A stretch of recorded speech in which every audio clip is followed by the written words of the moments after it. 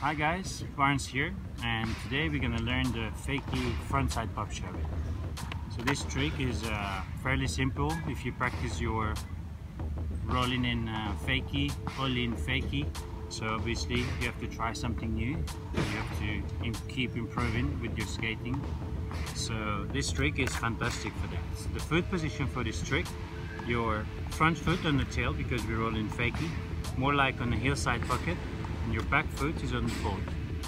And when you roll in Fakie, you want to scoop the board in front of you and at the same time pop it. So that's going to help you to complete the rotation. And when you seize turn 180, put both feet back and catch the board and roll away. And that's about it. You learn how to do a Fakie frontside pop sherry. Thank you guys for watching the video. Stay tuned because every Thursday we're gonna have a new trick, and subscribe if you like, but the most important thing is go out, practice your new trick, go skate and have fun.